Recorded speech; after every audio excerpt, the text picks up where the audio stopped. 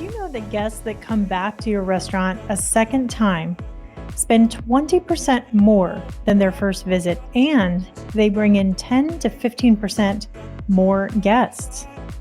Today, I'm talking to Ewan Thompson, the Chief Performance Optimizer for Hospitality Benchmark Services. Ewan helps restaurants smash return guest frequency without discounts or paid marketing. He believes that nearly every restaurant is sitting on a six-figure growth opportunity. They just don't realize it's buried in poor guest retention. Today, Ewan is unveiling his guest retention playbook, the exact framework he uses with operators to drive six-figure growth through guest retention. We're also talking about the emotional advantage, the 4 touch points to elevate your order of service with emotional intelligence. And we're going to deep dive into how to train your staff to lead with a retention mindset with every single guest. Ewan has offered 2 incredible resources that can be downloaded in the show notes of this episode, so make sure you don't miss out. Let's get started. Welcome to the Restaurant Leadership Podcast, the show where restaurant leaders learn tools, tactics, and habits from the world's greatest operators. I'm your host, Kristen Marvin, with Solutions by Kristen. I've spent the last 2 decades in the restaurant industry and now partner with restaurant owners to develop their leaders and scale their businesses through powerful one-on-one coaching, group coaching, and leadership workshops. This show is complete with episodes around coaching, leadership development, and interviews with powerful industry leaders. You can now engage with me on the show and share topics you'd like to hear about, leadership lessons you want to learn, and any feedback you have. Simply click the link at the top of the show notes and I will give you a shout out on a future episode. Thanks so much for listening, and I look forward to connecting. Ewan, you talk a lot about guest retention. That's what you focus on with your clients, and that's what your zone of genius and skill set is in. Can we start, though, by just really basically defining what does retention mean to you when you talk about that? Okay, so I talk a lot about it because it's the best bit, really, Kristen. And what retention is, so what's the kind of the technical term is how many guests are coming back. Let's break it down to that over a period of time. So you might take 1 year compared to 1 year, or 6 months compared to 6 months, and in that time, how many of your guests actually came back? And that, in a nutshell, is retention. And then when we talk about frequency, guest frequency, it's like how many times they're coming back, in that particular cycle. So 1, 2, 3, 4, 5 plus times. Okay. So you have the opinion that, or come from the perspective that it makes more sense for restaurant owners to focus on retention versus building first-time guests and driving traffic. Would you talk a little bit about that? No. Oh, well, yes, I will talk about that, but they need to do both. Okay. So what I'm not saying is what's happening at the moment is we are acquiring, and every restaurant's doing this, and I look at a lot of numbers and a lot of reservation platforms, and we are acquiring guests. That's what we do, and that is the primary focus of everybody running a restaurant. And what I'm saying is we need to just look at how we're retaining these guys, because when you look at the numbers, I rarely see, when I first look at platform data, 90 to 95% of guests do not come back. And what I'm saying is we need to shift the dial and have a look at why these guys aren't coming back into our restaurants and what we can do to influence that performance, because it's huge. 90 to 95% don't come back. Don't come back within that time period. So that's generally a year. So year on year, you're not seeing 90 to 95% of that. So put that into perspective. I looked at a reservation data last week. They're a 2.5 million turnover site. So that equates to about 10,000 bookings a year. Out of those 10,000 bookings, 500 came back. So it's a big, big, big opportunity. Wow. And it's more cost effective to focus on retention versus going after the first time, Yeah, correct? yeah. There's so much that it brings in terms of all these KPIs that we go after as restaurant managers and restaurant operators. And guest acquisition is expensive in itself. Advertising, perhaps, I mean, perhaps even 5 to 7 times cheaper to retain a guest than it is to acquire a new one. But also, new guests spend less. So a retained guest, and I pick this up in the United States all the time. They're spending 15 to 25% more organically, so they're more comfortable with your restaurant. They've been perhaps once or twice, and they become a little bit more relaxed to order rather than going to their go-to dishes. So yeah, it's and what else? They bring back more covers. So retain guests organically brings back more people as well. So we're always focused on these KPIs and this spend per head and our margins and our labour percentages, and rightly so we are. But when we ignore guest retention, which is something that covers all these other KPIs, at your peril, do that. That's what I'm saying.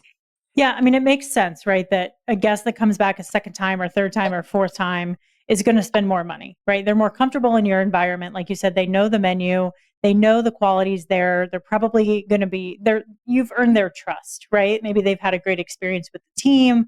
They love the menu items. And so they are willing to lean in and get a little bit more adventurous and try some other things that they wouldn't necessarily try, or lean on the staff a little bit more to make some recommendations, right? For Yeah. with some food and wine pairings or something like that. Have you noticed that in the data that you're pulling, are the guests that are coming back a third time and a fourth time, are they spending more each time they come, or is it pretty consistent across the board? Um. So it depends on the restaurant. Yeah. I was literally looking at the data this morning for somebody, and every level had a spend increase. So second and third and fourth time had a spend increase, but I don't always see that. I certainly do see a good increase compared to a first time and one time diner. Um, so and it's significant. It's more than you could do if you were just focusing this from a spend per head perspective and trying to get your team to upsell and sell more. It outweighs that generally most of the time. Mm-hmm. So yeah, they are spending more, but one of the things about guest retention is it doesn't happen by accident. And what we believe, 5-star reviews, that kind of goodwill, good service, good food. We believe that is enough, and it's the wrong thing to think about because it isn't. And I see and speak to restaurant owners all the time. We look at reviews, and they go, look, and rightly say they're proud of their performances, and their guest retention numbers could be, pretty low, 5%, 5-10%.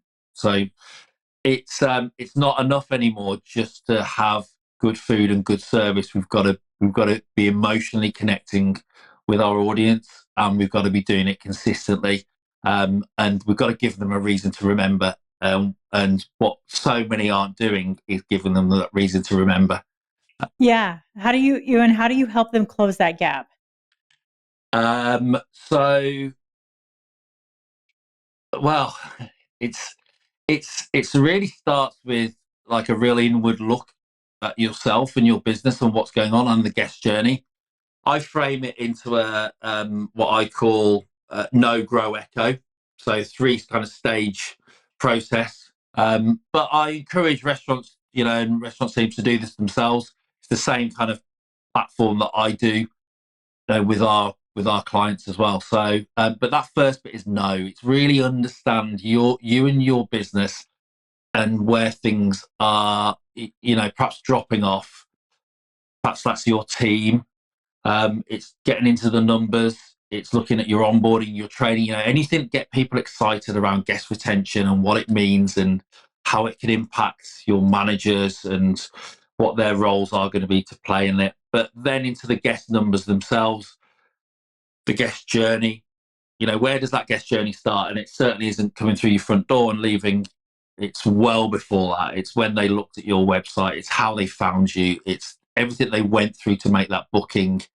And you've only got to walk in their shoes a little bit, with a bit of fresh eyes and realize sometimes we put some amazing hurdles up for people trying to book trying to do us a favor and book in our restaurants.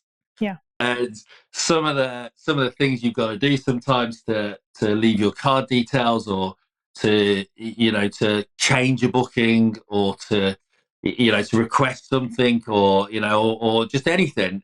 Sometimes it's just or the list of terms and conditions that you need half a day to read, and so it's just that's what I mean. It's just we've got to make this. I almost look at it like Amazon, how easy it is to order on Amazon. Yeah. And sometimes how you can almost order you've already ordered it by mistake and it's coming and you don't realize you've done it. And that's how we've got to think about our restaurants in terms of how do we make it this journey as easy and seamless and as as good as possible. So, and then right the way through till after people have left, how is that connection? How have we built up some emotional equity? How have we how are we able to personalize perhaps a response or really kind of connect with our audience after they've gone as well? So it's a lot to think about, but yeah, and it really would look at what you do. All right, everybody, listen up. I've got big news. My new book, Multi-Unit Mastery, officially launched today, and I'm doing something I've never done before. If you visit irfbook.com within the next 24 hours of hearing this message, you're getting the entire book absolutely free. Not a discount, not a trial, completely free. This book contains the exact independent restaurant framework that's helped countless restaurant owners go from chaos to control, from surviving to thriving. But here's the deal. This 24-hour window closes fast, and after that, you'll be paying full price just like everyone else. Don't be the person who kicks themselves tomorrow for not taking action today. Go to irfbook.com right now, grab your free copy, and get ready to transform how you think about scaling your restaurant business. The clock is ticking. From the conversation that you and I had last week in preparation for this episode, I took one of those nuggets that we talked about, and I want to hear your perspective on loyalty programs. But I was talking to a restaurant operator here in town they've been open since 1965, and he said, and I've got another client that's asking me too, like, I want to start a loyalty program. What do I do? And we were talking, and he said, since we've been open since 1965, and our clientele are very tech adverse. He's like, we're trying to figure out ways that we can do things on pen and paper or work with our staffs to take notes so that when people come back, we remember their drink order, and I'm thinking back in the old days where we used to have logbooks behind the bar and the bartenders would write down notes about guests, right? Yeah. And I told him the little nugget that you had mentioned about setting up a separate phone line so that if guests want to book a reservation, a VIP guest or a repeat guest wants to book a reservation, rather than calling the restaurant or trying to book something online, call this line, right? Which could be the owner's separate phone number, and just, hey, call me and I'll make the reservation for you. Yeah. So this is when we talk about kind of this hook, the end of the meal, what toolkit do we have to get people to come back in? And then pretty much in most other businesses, it's like, do you want to rebook? Go and get your haircut. When do you want to book it in again? When do you want to come? When do you want to? When do you want to come back? And in restaurants, we don't look at it like that too much because we think it's awkward and it's an awkward thing to say, and the guest is going to go, well, I don't know when they want to come back.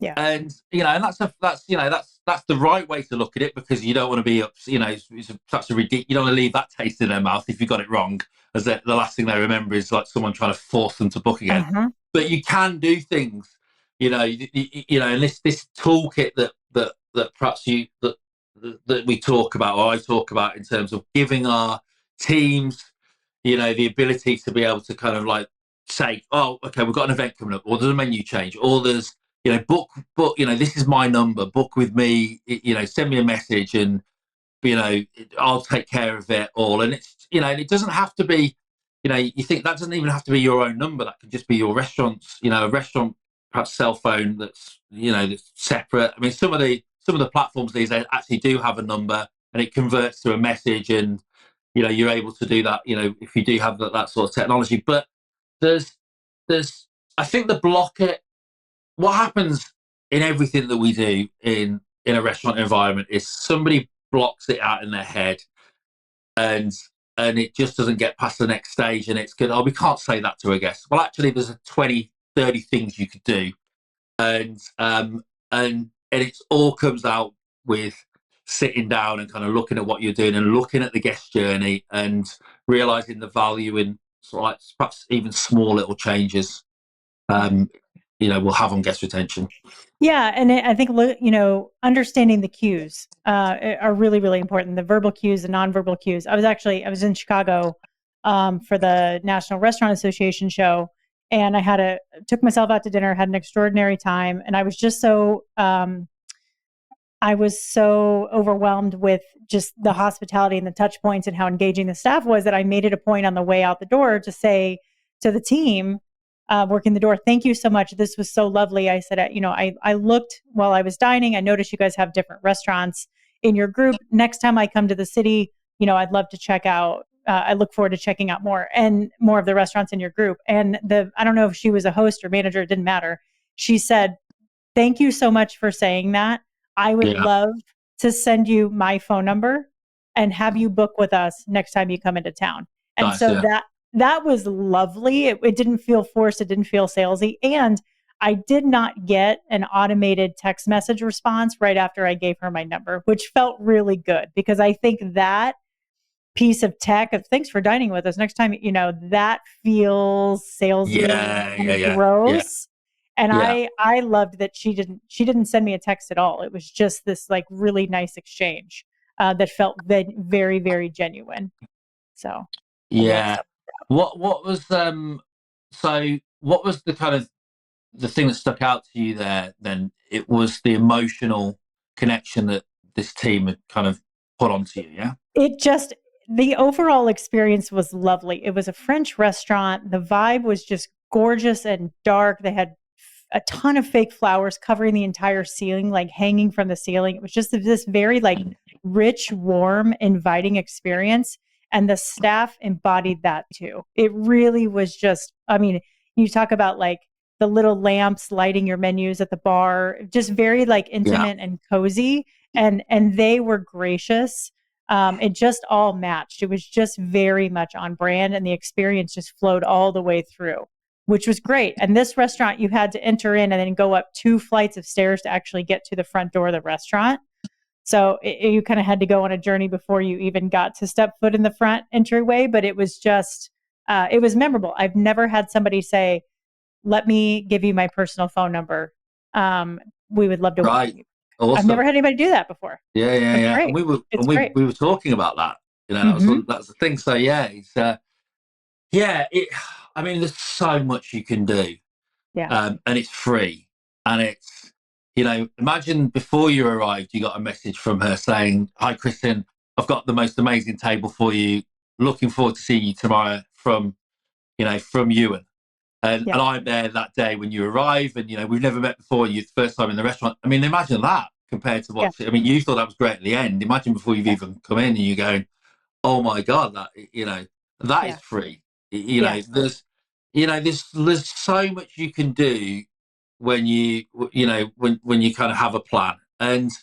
and I think what stops us, certainly perhaps the big, oh, it's too big, oh, we can't contact everybody, we can't, we've got 100 bookings or 300 covers in tonight, we can't contact everybody. And the point of guest retention is you're not going after everybody. You don't need to, like, this 5%, 10%, if you're at 95% retain, your 95% of your guests aren't coming back. If you get that to 90% or 85%, or 5 or 10%, that is huge. Yeah. to your revenue, like Yeah. huge. And Yeah. that's on one revisit, never mind 2, 3, 4, and 5. So this misconception where we've got to boil the ocean and go for everybody, and and you end up not doing anything really, is completely wrong. And so you can do these personal touches. You can capture personalization from your experience and use that in a message to you. Yeah. And the more we use, for the less tech minded, which by the way, I don't sit in that camp, that massive like tech, I'm not that person, but I do work with it and I do utilize it, and I look at it quite a bit. But I know, like with AI coming, that anything that you now put into captures guest data, that can be able to be scraped and pulled out and Mhm. personalized into a message to you. So we can make that, perhaps more scalable to a lot of people, but we've got to get the information in there in the first place. Yeah. But it's, I don't know, for me, what the tech helps us. Yeah. Helps us. It is not the soul. It's not the emotional connection that has to be delivered by an ops team, who actually give a shit, who actually care. Yeah. Well, And yeah, I agree with you. And I think now that we're talking about this, I've got all these other examples coming up. I think that one thing I learned in working in the brunch restaurant for 7 years is that people were very much creatures of habit, and we would see the same people come in every single day, Monday through Friday, to get their same breakfast order. And tourists can be that way too, right? If we are going out to eat and we find, like for me, I'm the same way with a breakfast restaurant. If I find something I like, it's going to be my go-to place to get my meal started, fuel my day. yeah, But when I was in Denver at this amazing restaurant called Alma Fondafina, they just got nominated for a James Beard Award Monday, the 16th of June, and you can't make a reservation. You can't get in, I think, any earlier than 60 days. Like it's taken 60 days to get a reservation there. I tried to walk in a couple times as a party of one, totally packed, which is amazing, right? Just keeps me wanting to come back and try to get in more and more.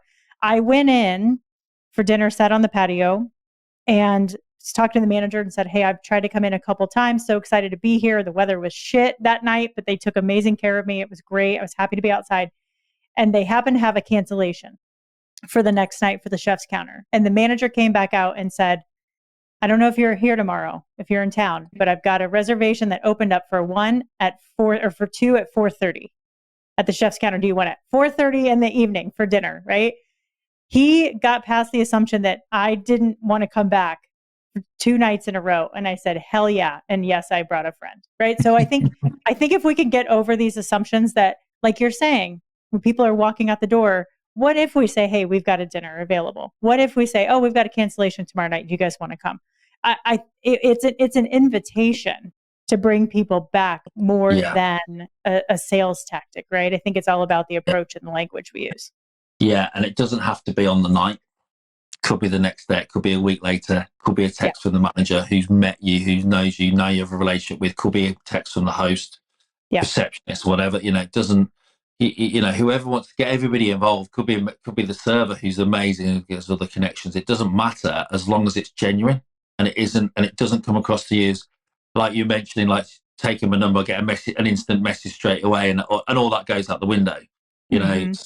It's false. But when it isn't false and it's backed up with, I talk about 5-star reviews aren't enough and good food and good service isn't enough, but it has to be there.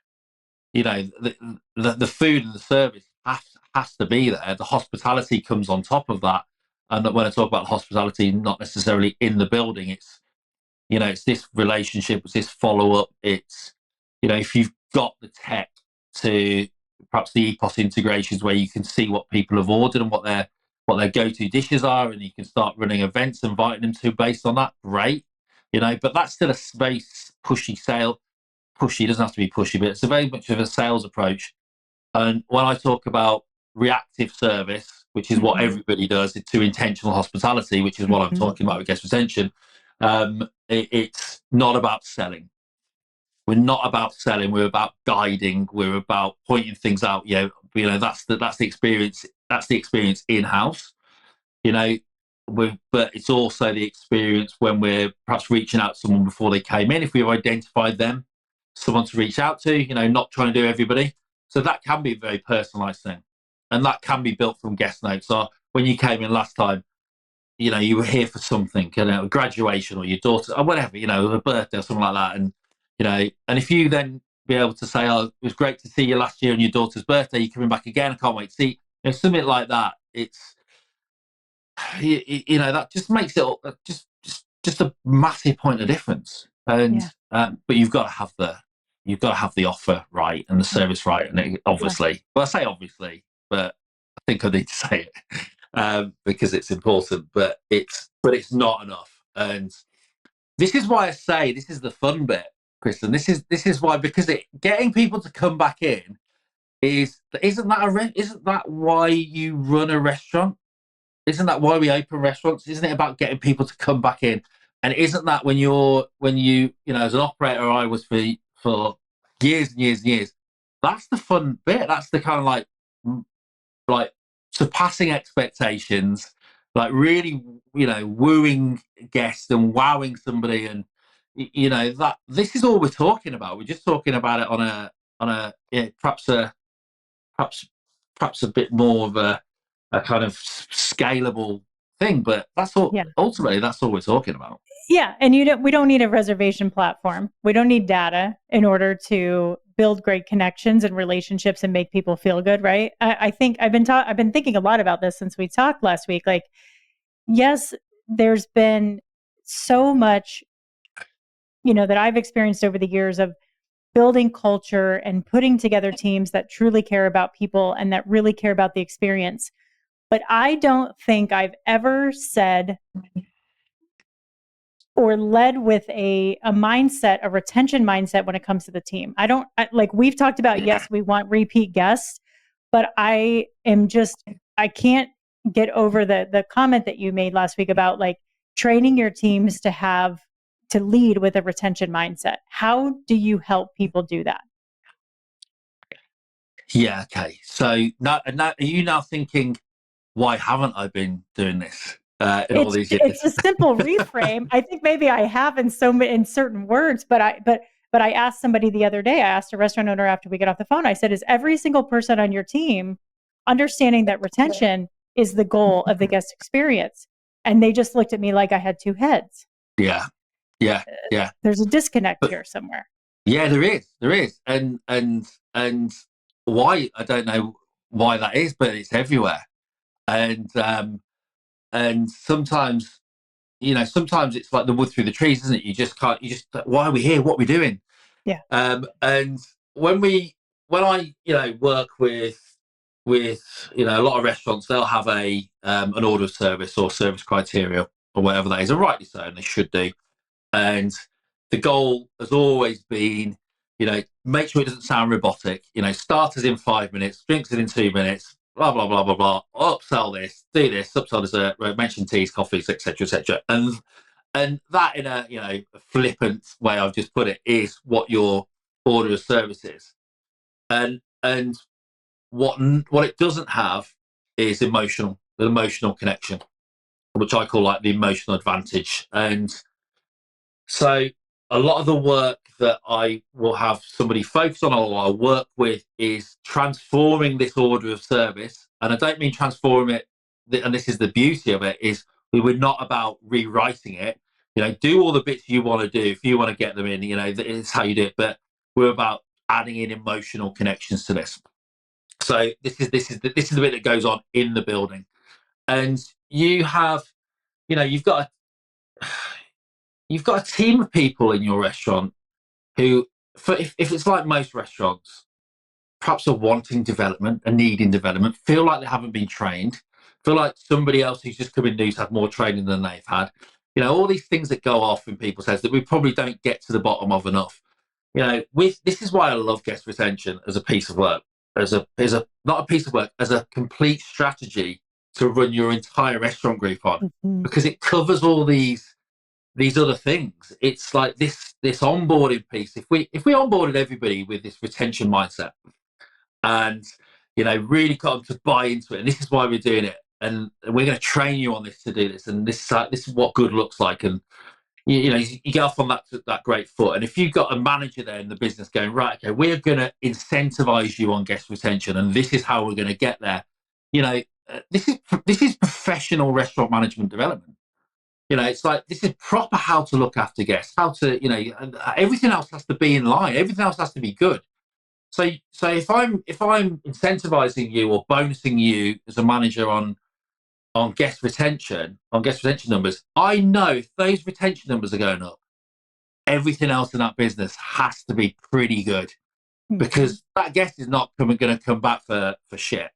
It's got to be good. So Yeah. So why don't we have that why don't we have that as a huge KPI?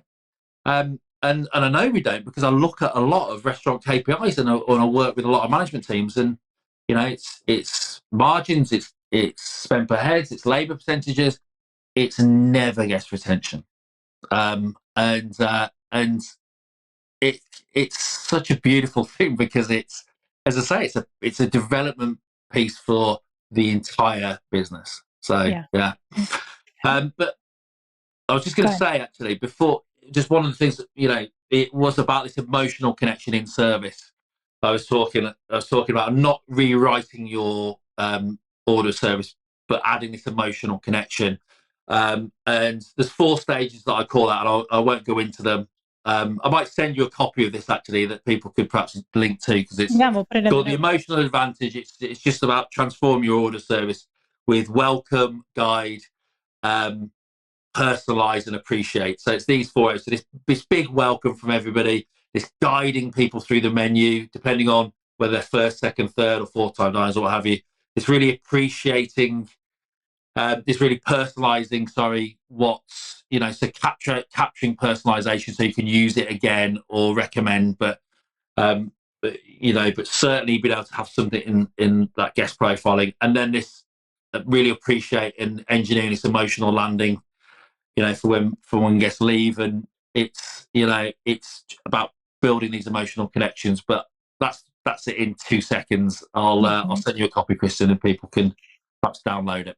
And that 4-step retention strategy is gold. I am seeing so many restaurants missing all 4 of those points. And so much so that when I do go out and I see the ones that are nailing it, it like literally brings a tear to my eye, because it is the foundation of hospitality, right? And it is something that we have lost in the last couple of years, I think post-pandemic especially. And I know a lot of operators get frustrated, and they say, these people don't want to work.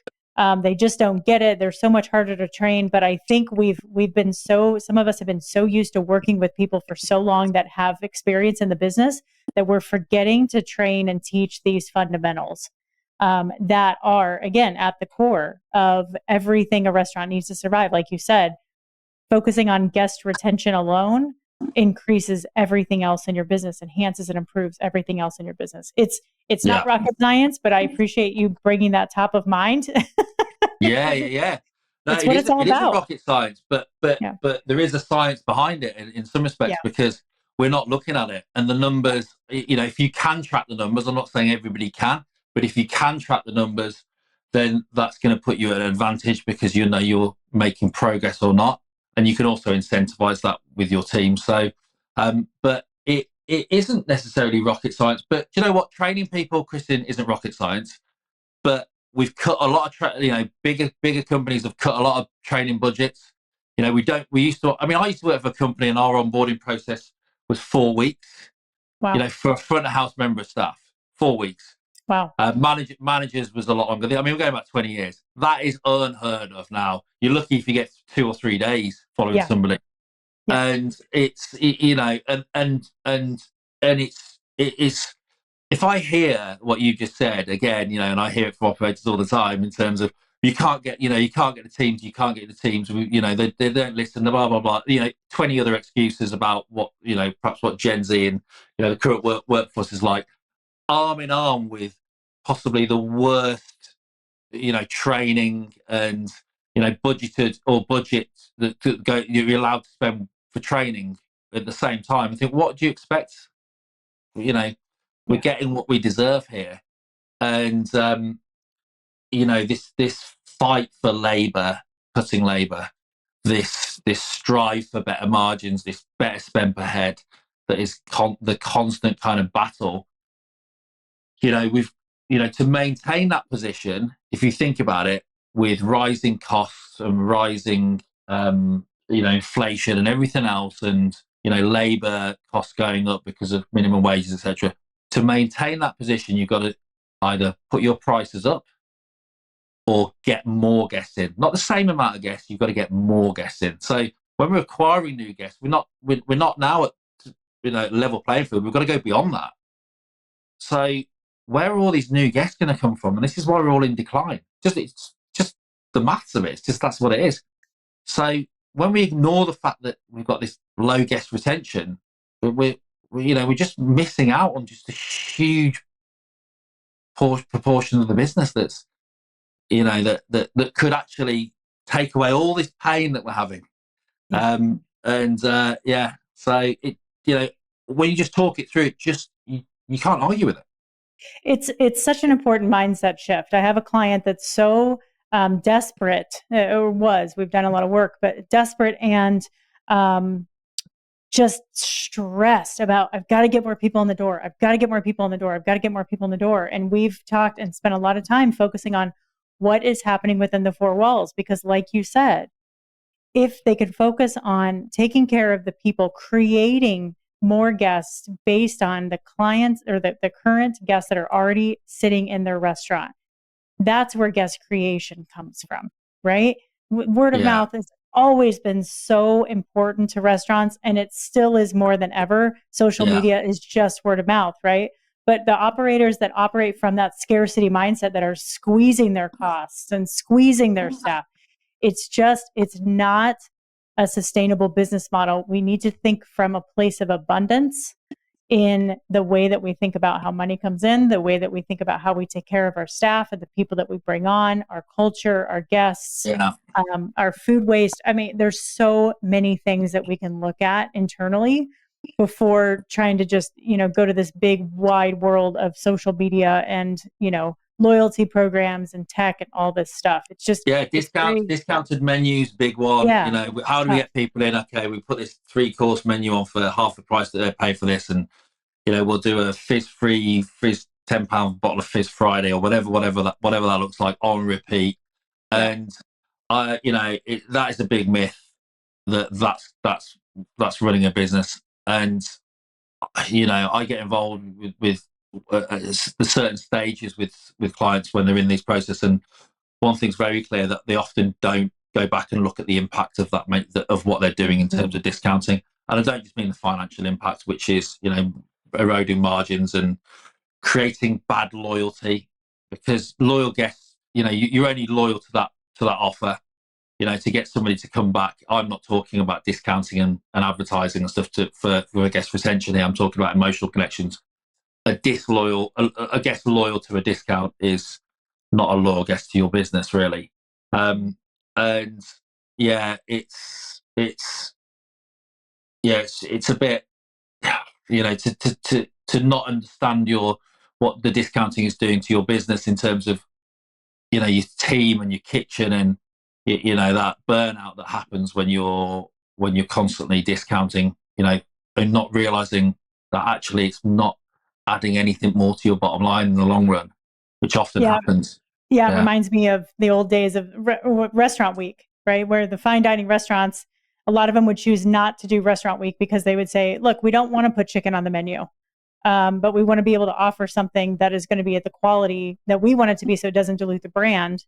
But I've worked for fine dining restaurants before that are like, look, we've tried this, and those people only come in once a year. It doesn't make any sense for us.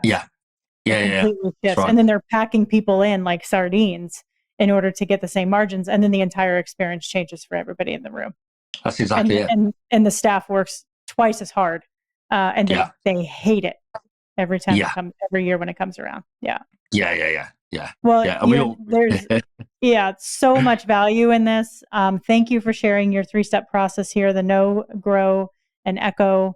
And yes, please share I'll share you that. I'll share you that because that's my guest retention playbook. I'll share the the emotional advantage about transforming the order of service as well. So there'll be a couple of links if people want to to get hold of that, or they can just come to me and reach out to me, and Yeah. I'll happily talk. How do people get a hold of you?